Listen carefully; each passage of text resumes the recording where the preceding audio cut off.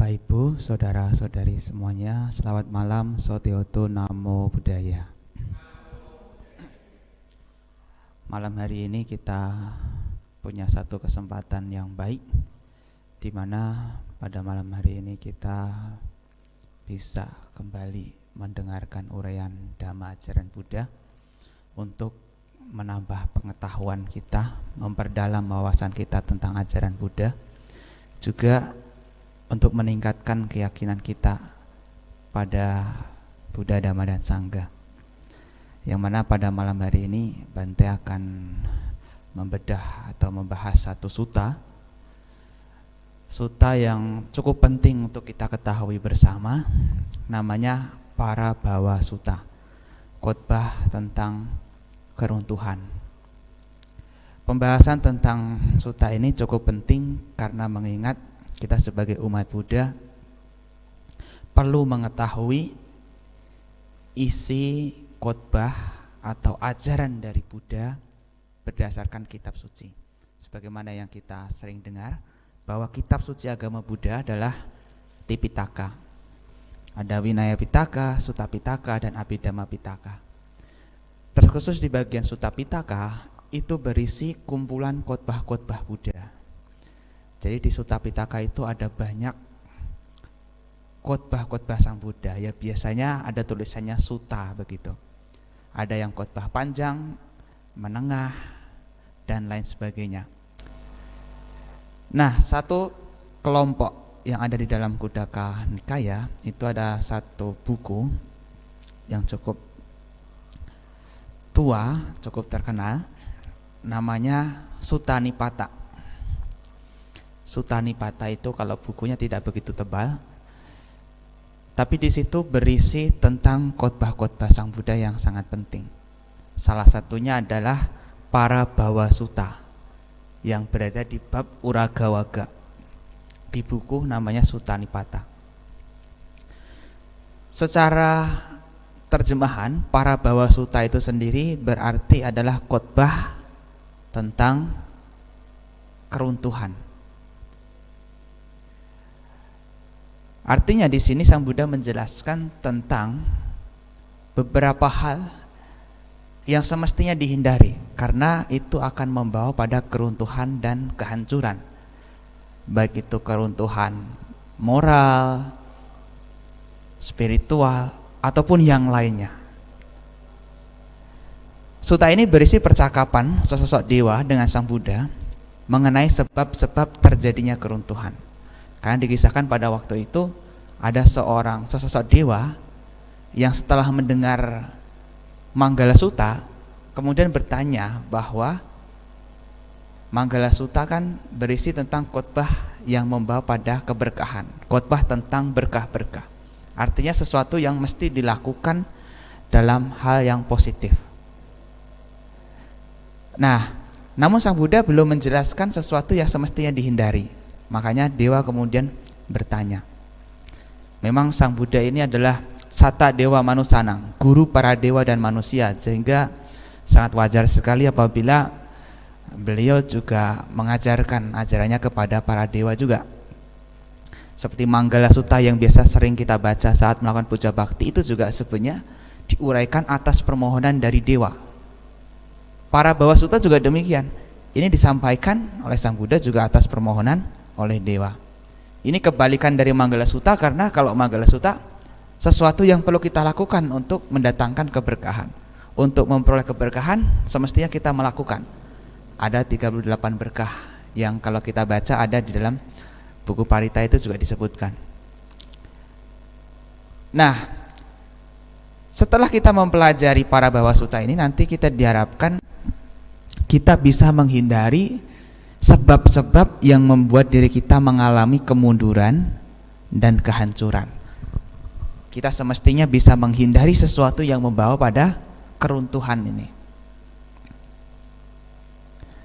Secara arti, Parabhava sendiri berarti adalah jatuh. Di dalam kitab komentar disebutkan Parabhavanti. Nah, apa yang disebut sebagai Parabhava adalah jatuh, parihayantang, atau winasantang, binasa. Karena ini kalau kita tidak hati-hati, ini akan mengantarkan kita pada kejatuhan atau keruntuhan yang akhirnya membuat kita binasa.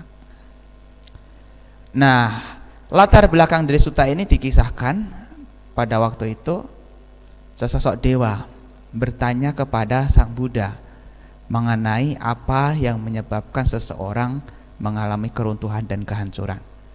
Ini dalam kitab ulasan atau kitab komentarnya atau di buku tafsir disebutkan Manggala Sutang Kira Sutwa Dewanang Eta Daosi. Jadi setelah para dewa ini mendengarkan khotbah tentang Manggala Sutta, kemudian berpikir seperti ini. Bhagavata Manggala Sute Satanang Udinca Sotinca Kataya Manena Ekang Senabawo Ewa Katito.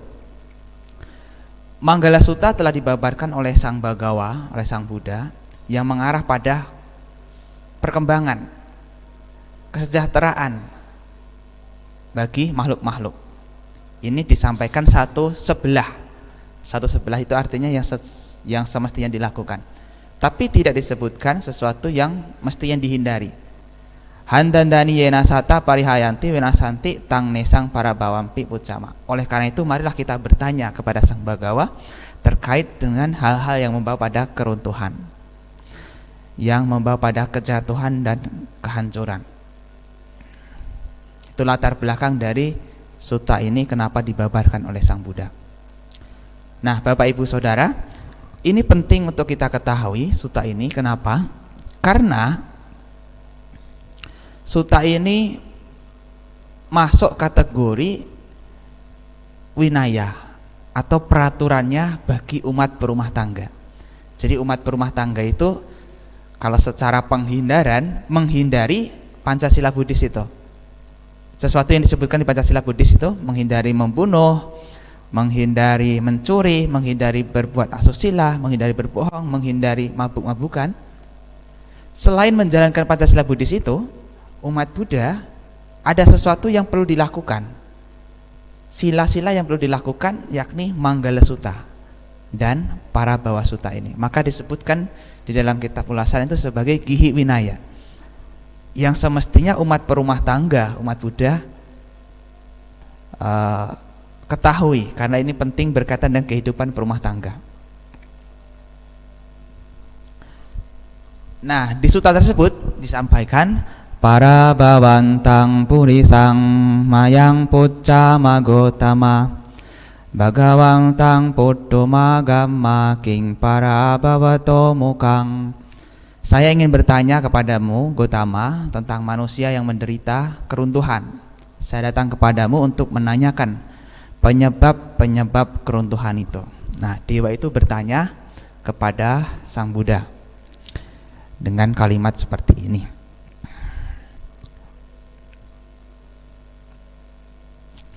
Nah, di dalam kitab komentar apa yang disebut sebagai King Parabawato Mukang atau sebab dari yang membawa pada kehancuran ini berkaitan dengan apa sebabnya, apa pintunya, apa sumbernya, apa alasannya. Artinya sebab yang menghantarkan pada keruntuhan dan kehancuran, pintu yang menghantarkan pada keruntuhan dan kehancuran, sumber yang membawa pada keruntuhan dan kehancuran, dan alasan yang membawa pada keruntuhan dan kehancuran. Nah, ini kemudian Sang Buddha menjawab pertanyaan tersebut mengenai apa yang disebut sebagai parabawa atau sebab-sebab keruntuhan. Sang Buddha mengatakan suijano bawang hoti suijano parabawo Dhamma kammo bawang hoti dhamma desi parabawo. Dengan mudah dapat diketahui siapa yang maju, dengan mudah pula dapat diketahui siapa yang runtuh. Dia yang mencintai Dhamma akan maju, dia membenci Dhamma akan runtuh. Nah, Sang Buddha mengatakan kalimat yang pertama ini, bahwa untuk mengetahui seseorang itu akan maju atau akan runtuh bisa diketahui dengan cara pertama, dia mencintai Dhamma atau justru sebaliknya dia membenci Dhamma.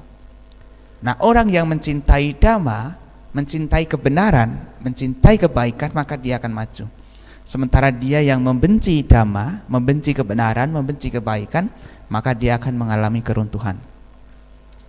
Kunci yang pertama adalah kita kalau ingin maju, kita mestinya mencintai kebenaran. Kalau kita ingin maju, kita semestinya mencintai kebenaran, bukan malah membenci kebenaran. Karena kalau membenci kebenaran, itu akan membawa pada kehancuran dan keruntuhan. Nah, kalau di dalam kitab ulasannya, Bapak Ibu Saudara, ini disampaikan juga. Ayan hidama kamu bawang hoti. Apa yang dimaksud sebagai mencintai dhamma, yakni adalah menyukai dasa kusala kamapata, 10 landasan perbuatan bajik. Nanti akan saya jelaskan juga.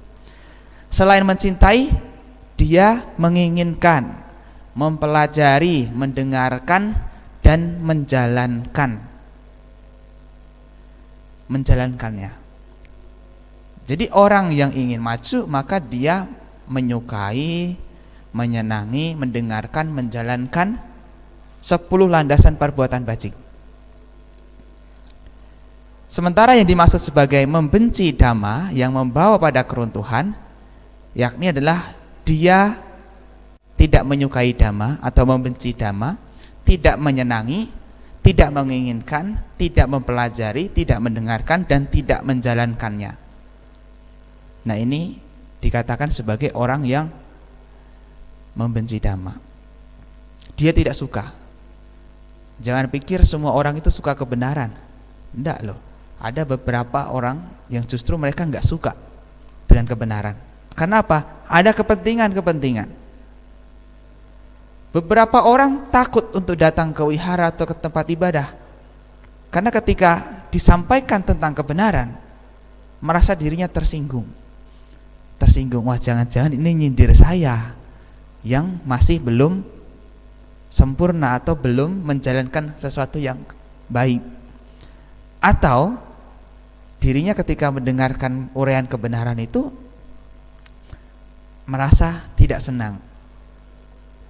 Nah, ada beberapa orang yang seperti itu. Nah, kalau kita menyukai dhamma, mempelajarinya dan menjalankannya, maka kita dikatakan sebagai orang yang mencintai dhamma, dan itu akan membawa kita pada kemajuan, bukan pada keruntuhan. Nah, yang disebut sebagai dasa kusala kamapata atau 10 dasar perbuatan baik itu ada 10 hal. Secara jasmani, secara ucapan, dan juga secara pikiran. Jadi perbuatan baik itu bisa secara jasmani berupa menghindari pembunuhan, menghindari pencurian, menghindari perzinaan. Dengan menghindari 3 ini, maka kita dikatakan telah melakukan perbuatan baik melalui jasmani. Kemudian secara ucapan, menghindari berucap bohong, menghindari berucap fitnah, menghindari berucap kasar, menghindari berucap omong kosong. Ini perbuatan bajik, perbuatan baik secara lisan. Kemudian yang secara pikiran, tidak serakah, tidak memiliki niat jahat, dan berpandangan benar. Nah, kalau kita menyukai kebaikan, menyukai dhamma, maka kita mempelajari dasa kusala kamapata ini, mendengarkan, menginginkan, dan menjalankannya. Kalau kita menyukai dan menjalankan praktik-praktik ini, maka kita dikatakan sebagai orang yang mencintai dhamma. Tapi kalau kita tidak menyukai praktik ini, tidak menyukai ajaran ini, maka kita dikatakan membenci dhamma. Dan membenci dhamma, membenci kebenaran, membenci kebaikan akan menghantarkan pada keruntuhan. Tidak semua orang akan menyukai ini, karena beberapa orang yang merasa dirinya melakukan hal ini, dia nggak suka gitu. Nah, kemudian Sang Buddha membalasnya kembali atau lebih lanjut mengatakan, asantasa piyahonti santena kurute piyang Asatang damang roceti tang para bawato mukang. Dia yang senang berteman dengan orang jahat tidak akan suka bergaul dengan yang luhur. Dia lebih menyukai ajaran dari orang jahat itu. Inilah penyebab keruntuhan. Ketika seseorang tidak suka bergaul dengan orang yang bijaksana, orang-orang yang baik, justru dirinya lebih suka bergaul dengan orang-orang yang jahat, menyetujui, menyukai perbuatan jahat tersebut. Nah, ini membawa pada keruntuhan. Dia yang lebih menyukai ajaran dari orang jahat itu, ini menyebabkan seseorang mengalami keruntuhan. Secara jelas runtuh bisa terjadi runtuh ekonomi karena pergaulannya salah. Dia bisa melakukan sesuatu yang tidak berguna. Bisa juga runtuh dalam hal moral karena terpengaruh oleh ajaran-ajaran orang yang jahat tadi, maka moralnya juga jadi runtuh. Spiritualnya juga menjadi runtuh karena tidak bisa menjalankan sesuatu yang baik. Makanya dari pergaulan pertemanan ini juga sangat penting. Itu juga disampaikan oleh Sang Buddha di dalam Manggala Sutta, asewana ca balanang panditanan ca sewana. Tidak bergaul dengan orang-orang yang dungu, tapi bergaul dengan orang-orang yang bijaksana adalah berkah utama. Nah, di sini di Parabhawa Sutta juga disampaikan kalau kita senang berteman dengan orang yang jahat dan tidak suka bergaul dengan orang yang luhur, yang baik, maka kita akan terperosok pada keruntuhan. Dan hal ini juga disampaikan oleh Sang Buddha di dalam kitab Dhammapada. Nabaje papake mite nabaje purisadame, baceta mite kalyane baceta purisutame. Tidak bergaul dengan teman-teman yang jahat, tidak bergaul dengan orang-orang yang berbudi rendah, tapi bergaul dengan teman-teman yang baik dan bergaul dengan orang-orang yang berbudi luhur. Nah, Sang Buddha memberikan nasihat kepada kita semua untuk tidak bergaul dengan teman-teman yang jahat dan senantiasa kita mendekatkan diri kita pada orang-orang yang baik. Kenapa? Karena pergaulan ini akan membentuk diri kita, akan mempengaruhi kita, Jadi sangat penting untuk bergaul dengan orang-orang yang baik. Dan secara psikologi bisa kita temukan untuk mengetahui siapa diri kita, seperti apa diri kita. Lihat 6 teman terdekat kita. Coba Bapak Ibu periksa 6 orang terdekat yang Bapak Ibu sangat dekat sekali. Nah, biasanya Bapak Ibu memiliki kesamaan seperti itu, hampir sama. Karena Sang Buddha mengatakan burung itu akan berkumpul dengan sekawanannya. Sama, manusia juga sama. Manusia juga akan berkumpul dengan yang sekawanannya, yang memiliki frekuensi yang sama, kesamaan hobi, kesamaan cara berpikir dan lain sebagainya.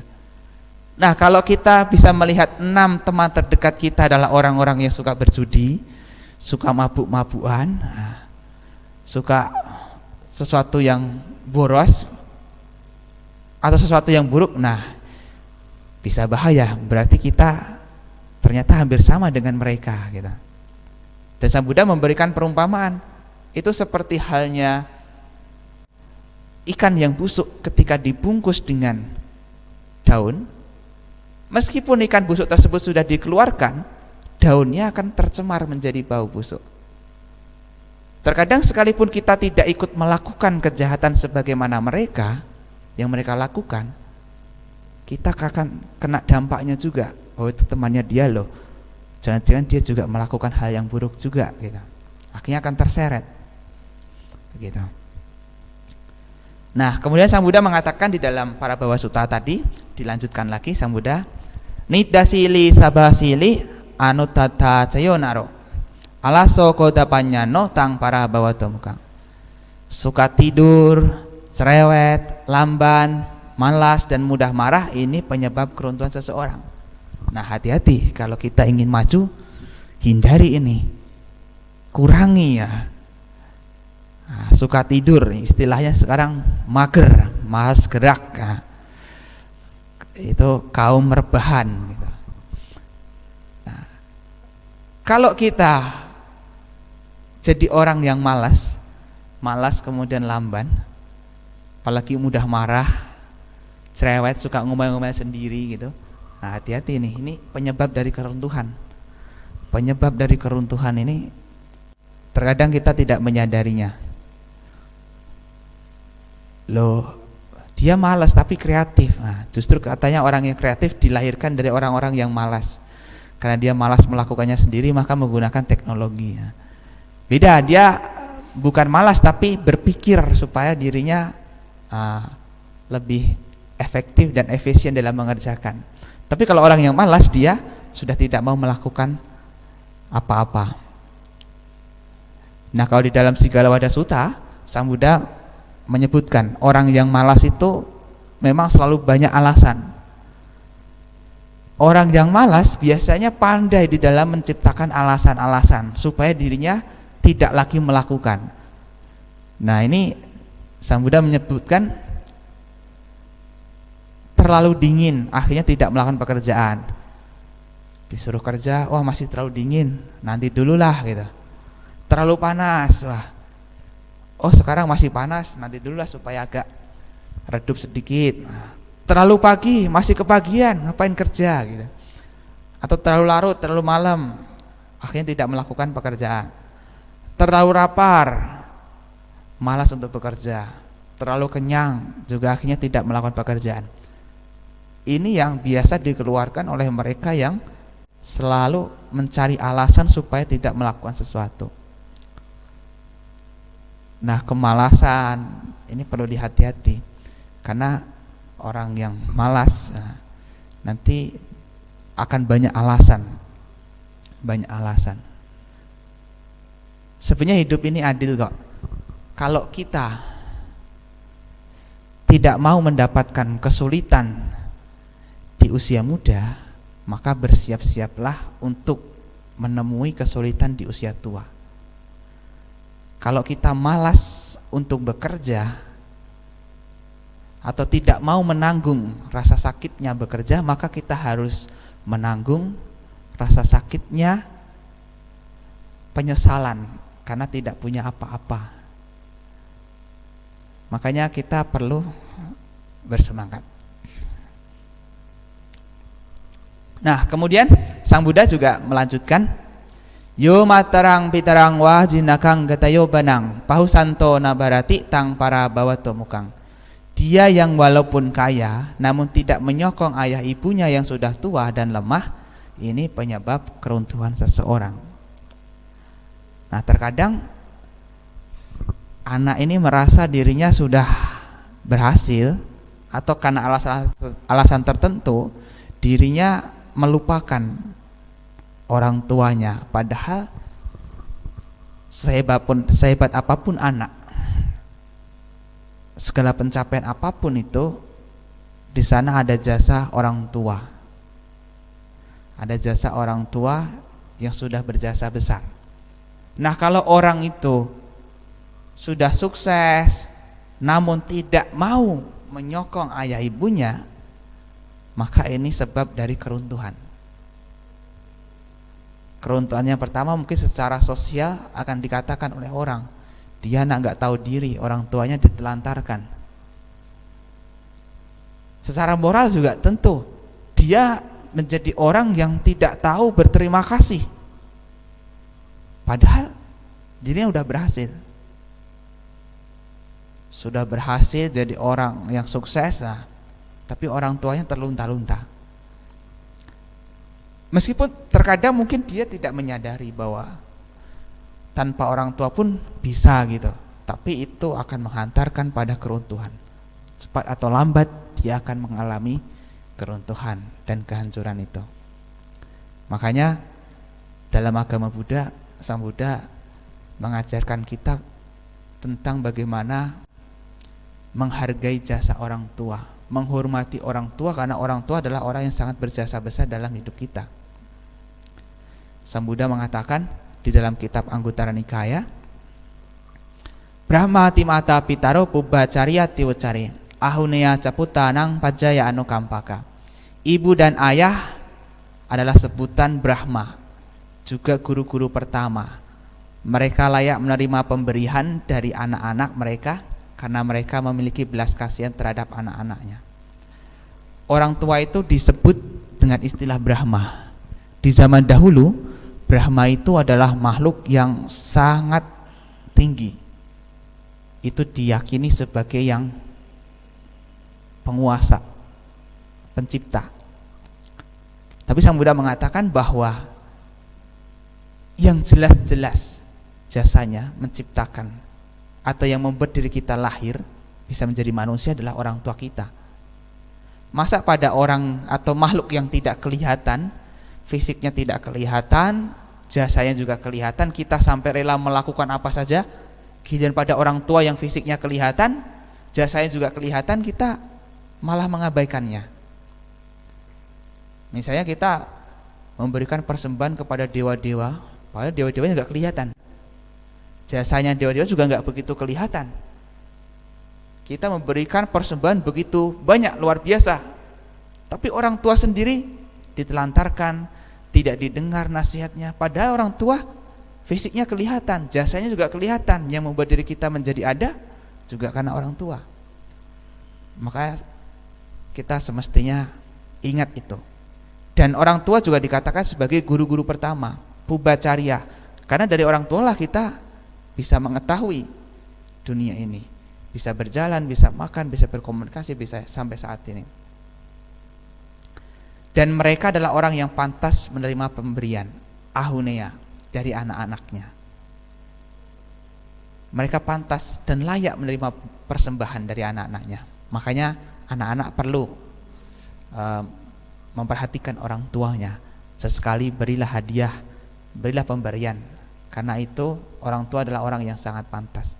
Istilah kata ahuneya itu sama dengan sangga. Sangga juga ahuneya, pantas menerima pemberian, persembahan. Orang tua juga sama, pantas menerima pemberian dan persembahan. Karena mereka memiliki belas kasihan terhadap anak-anaknya, luar biasa. Sang Buddha mengatakan tasma hine namaseya sakarya capandito anena tapanena watena sayanena ca ucadanena nahapanena padahanang tuanena ca. Oleh karena itu orang yang bijaksana harus menghormati mereka dan memperlihatkan penghormatan selayaknya, melayani mereka dengan makanan, artinya menyokong makanan dan minuman, kemudian memberikan pakaian dan tempat tinggal, tempat tidur, atau kalau zaman dahulu dengan memijat dan memandikan mereka, mencuci kaki mereka. Ini salah satu bentuk penghormatan anak kepada orang tua. Jadi sebagai anak kita jangan hanya menuntut apa yang orang tua berikan, tapi apa yang bisa kita berikan untuk orang tua. Tayanang paricariyaya mata pitu supandita idewanang pasang santi peca sage pamodati. Karena pelayanan itu kepada ibu dan ayah, orang bijaksana dipuji di dunia ini dan setelah kematian ia akan bergembira di alam surga. Orang yang berbakti pada orang tua semasa hidupnya di dunia ini dirinya akan dipuji. Jadi orang-orang melihat, oh dia adalah orang yang sangat berbakti pada orang tua. Nama baiknya akan tersebar karena dia peduli pada orang tua, menghormati orang tua. Tidak hanya bahagia di kehidupan saat ini, tapi juga di kehidupan mendatang dia akan mendapatkan kebahagiaan di alam surga. Ini orang yang berbakti pada orang tua. Nah, kemudian Sang Buddha lebih lanjut mengatakan tentang hal-hal yang membawa pada keruntuhan. Yo brahmanang samanang wa anyang wapi wani bakang musawade nawan ceti tang para bawa temukang. Dia yang menipu dengan menyamar menjadi brahmana, petapa atau guru spiritual lain, ini penyebab keruntuhan seseorang. Menyamar menjadi pemuka agama atau melakukan penipuan atas nama agama, menjadi guru spiritual palsu. Nah, ini sebab dari keruntuhan seseorang. Nah, kemudian Sang Buddha juga mengatakan Pahutawito puriso sahiranyo sabojano eko bunjati saduni tang para bawato mukang. Walaupun memiliki harta, aset, kekayaan berlimpah, namun dia menikmati semua itu sendirian, inilah penyebab keruntuhan seseorang. Artinya dia tidak suka menolong orang lain, tidak suka berbagi. Meskipun dirinya punya banyak harta, aset dan kekayaan yang berlimpah, namun dia tidak mau berbagi dengan yang lain. Ini juga sebab dari keruntuhan. Terkadang orang merasa, loh ini kan pencapaian ini karena usaha keras sendiri, ngapain harus berbagi dengan yang lain, ngapain harus bersusah payah untuk diberikan kepada orang lain. Ternyata sifat kikir itu membawa pada keruntuhan seseorang. Secara moral dirinya tidak bisa hidup bersama, tidak mau berbagi dengan yang lain. Dirinya kikir. Artinya dia tidak bisa menjadi orang yang dermawan, tidak mau berbagi. Padahal sebanyak apapun harta yang kita kumpulkan di dunia ini, pada akhirnya akan kita tinggalkan. Tapi apa yang kita berikan pada orang lain, harta yang kita gunakan untuk berbuat kebaikan, itulah yang menjadi harta sejati kita, yang akan menemani kita dari kehidupan ini sampai ke kehidupan selanjutnya.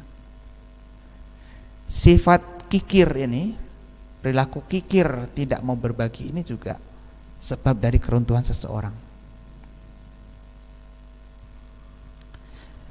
Jati tado, dana tado, gota tado, sayonaro, sanyating atimanyeti tang para bawato mukang.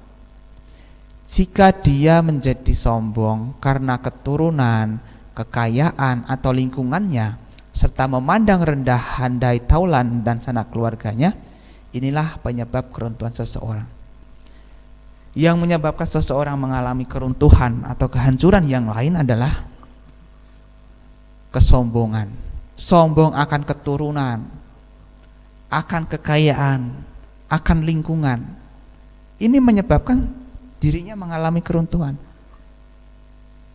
Terkadang bukan orang lain yang membuat kita hancur, tapi kesombongan kita sendiri, perilaku buruk kita sendiri yang membuat diri kita hancur. Itu seperti halnya besi yang berkarat. Karatnya sendirilah yang menghancurkan besi itu. Nah, itulah kesombongan ini membuat dirinya menjadi mengalami keruntuhan. Sombong akan keturunan. Wah, ini saya cucu dari eyang siapa, karena sombong karena keturunan.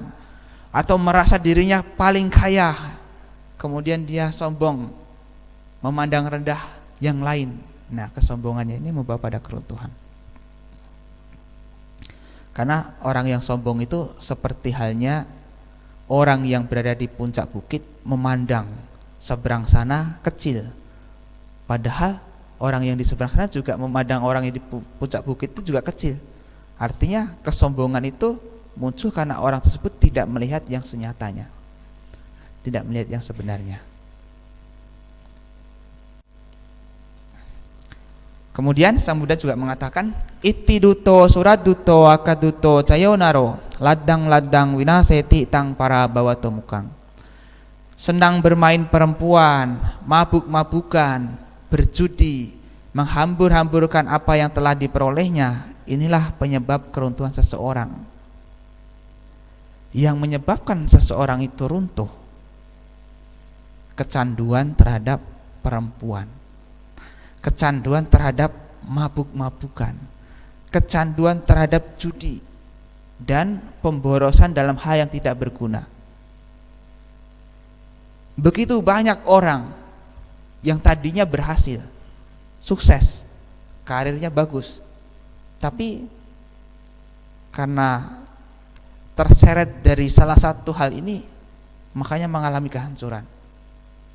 Suka main perempuan, karena terkadang laki-laki merasa dirinya punya banyak hal, sehingga mudah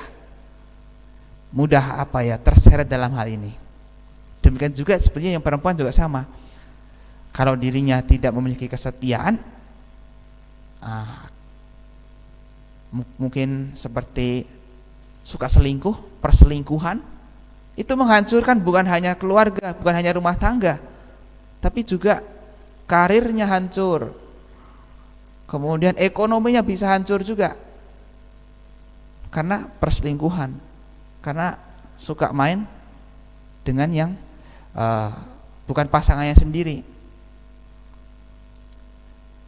Mabuk-mabukan tentu Mabuk-mabukan ini secara finansial jelas membawa pada kehancuran, karena harga minuman keras lebih mahal daripada minuman air putih.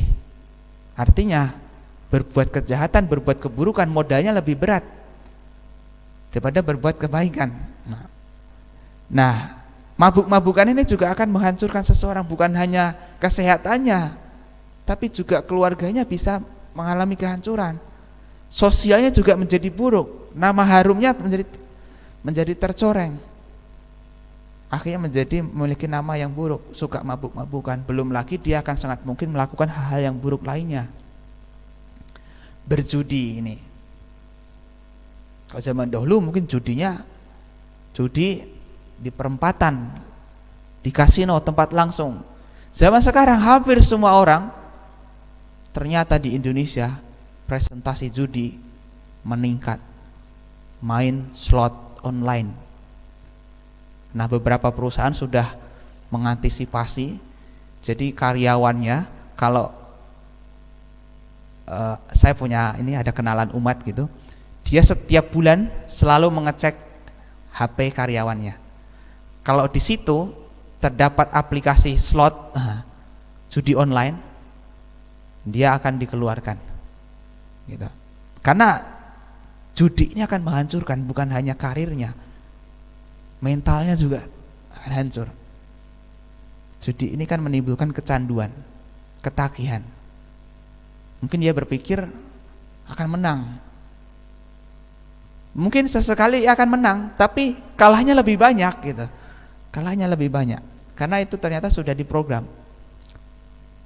Nah, berjudi ini menghambur-hamburkan apa yang telah diperolehnya, merasa sudah kerja keras, nah sedikit-sedikit healing, self reward. Nah, ini bahaya juga ini, membeli barang yang tidak sesuai dengan kebutuhan, tapi keinginan.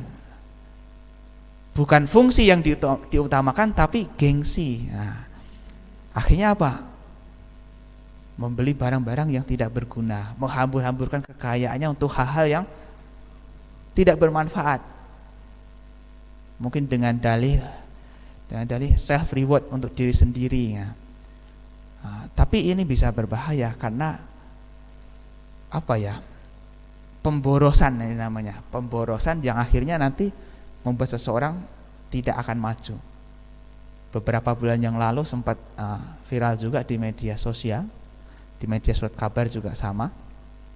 Generasi milenial susah untuk memiliki rumah sendiri karena memang baru masuk kerja, gaji full belum keluar, kreditnya sudah menumpuk.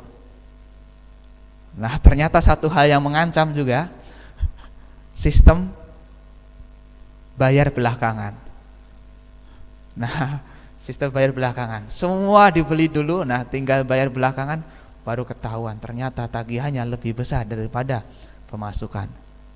Nah, itu bahaya. Karena memang kita ini kurang pengetahuan secara finansial. Finansial, kecerdasan finansial orang-orang itu rata-rata rendah sehingga dia tidak bisa memanage keuangannya. Padahal kalau kita lihat ajaran Buddha itu sangat jelas. Tapi mungkin agak berat. Bagaimana mengatur keuangan? Sang Buddha mengajarkan 50% itu untuk pengembangan diri atau investasi. 50% dari gaji Bapak Ibu itu untuk pengembangan diri atau investasi, pengembangan usaha. 25% untuk dinikmati untuk kebutuhan hidup sehari-hari. 25% lainnya ditabung sewaktu-waktu ada kebutuhan yang mendesak tak terduga untuk berbuat kebaikan. Itu manajemen penghasilan yang Sang Buddha ajarkan. Tapi memang kadang ya waduh berat dan 50% untuk diinvestasikan. Tapi kalau kita mau melakukan itu, ya akan sangat mungkin sekali kita akan cepat maju. Karena 50% sebagian itu untuk mengembangkan usaha. Otomatis kalau usahanya semakin berkembang, kan penghasilannya juga akan semakin berkembang. Bukannya malah sebaliknya, uh, penghasilannya masih sama, tapi pengeluarannya semakin mengikuti. Terkadang bukan masalah tinggi atau kecilnya pendapatan seseorang, tapi bagaimana dia memanage keuangannya. Nah, satu hal yang membawa kehancuran adalah dia ini menghambur-hamburkan kekayaannya untuk hal yang tidak bermanfaat.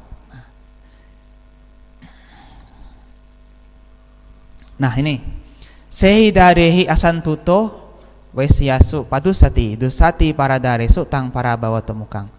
Tidak puas dengan istrinya sendiri dan terlibat bersama istri orang lain, inilah penyebab keruntuhan seseorang. Perselingkuhan menjadi satu faktor yang membawa pada keruntuhan dan kehancuran seseorang. Bukan hanya keluarganya sendiri, tapi secara ekonomi, secara moral, sosial, semuanya akan menjadi runtuh. Makanya dalam agama Buddha diajarkan untuk memiliki santuti, puas terhadap istrinya sendiri. Puas terhadap istrinya sendiri, tidak mencari yang lain. Meskipun terkadang rumput tetangga jauh lebih hijau. Nah, melihat yang lain, kelihatannya lebih dari segala-galanya. Padahal ya enggak gitu. Padahal enggak. Makanya kesetiaan ini penting supaya menghindarkan Bapak Ibu semua terhindar dari perselingkuhan. Karena rumah tangga itu dibangun dengan cinta, dipertahankan dengan kesetiaan. Di sana ada kepercayaan. Kalau orang itu sudah tidak setia atau sudah berani untuk selingkuh, ternyata perselingkuhan itu akan sangat memungkinkan dirinya untuk melakukan lagi. Nah, ini akan menghancurkan. Berpuaslah dengan pasangannya sendiri. Kemudian Sang Buddha mengatakan, atitayo bano poso aneti timbarutaning tasa isana supati tang para bawa temukang. Setelah melewati masa muda, lalu memperistri orang yang masih muda, kemudian tidak bisa tidur karena merasa cemburu, inilah penyebab keruntuhan seseorang. Ternyata sebab dari keruntuhan seseorang juga salah satunya menikah dengan orang yang usianya terlalu jauh. Laki-lakinya sudah tua sekali, istrinya masih muda. Akhirnya si laki-laki selalu kepikiran, merasa cemburu, jangan-jangan istri saya nanti pergi dengan yang lain, atau istrinya punya niat yang lain, kalau mati nanti dia nikah lagi, atau jangan-jangan punya pengganti yang lain. Nah, kecemburuan itu menyebabkan dirinya tidak bisa tidur, tidak bisa tenang hidupnya, dan ini membawa pada keruntuhan. Karena orang itu kalau sudah cemburu kadang-kadang mudah curiga. Ya tadinya padahal nggak ada apa-apa gitu, tapi selalu curiga. Kamu habis pergi dari mana, dengan siapa, dan lain sebagainya. Akhirnya kecurigaan-kecurigaan itulah membuat rumah tangga menjadi hancur.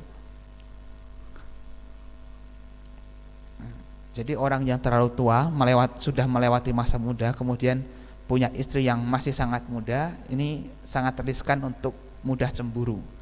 Dan kecemburuan itu bisa membawa pada keruntuhan seseorang. Iting sonding wikiraning purisang wa pita disang isarias ming tapeti tang para bawa tumukang. Mempercayai dan memberi kekuasaan pada wanita yang suka mabuk dan menghambur-hamburkan uang, atau pada laki-laki yang berlaku seperti itu, inilah penyebab keruntuhan seseorang. Ternyata penyebab dari keruntuhan tidak hanya satu pihak, tapi juga dari orang-orang terdekat kita. Salah mempercayai orang, salah memberikan kekuasaan pada orang, pada istri misalnya. Istrinya ternyata tidak memiliki moral yang baik, suka menghambur-hamburkan uang, harta, kemudian suka mabuk dan lain sebagainya, ini juga menyebabkan keruntuhan. Sama kalau dalam hal usaha misalnya, salah mempercayai orang, nah kemudian disalahgunakan, akhirnya bisa mengalami keruntuhan dan kehancuran.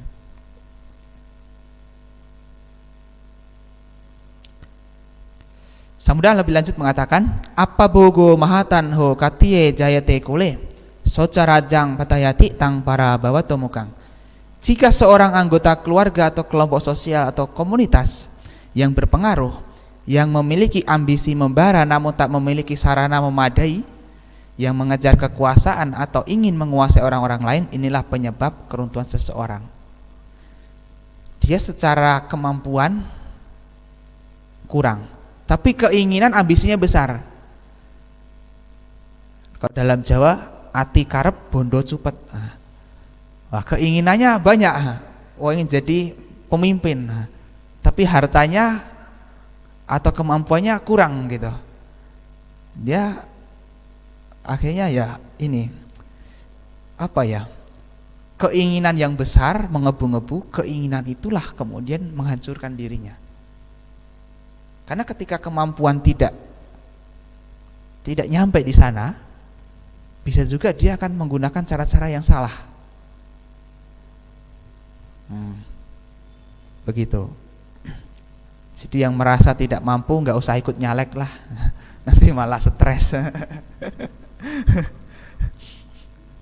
Nah,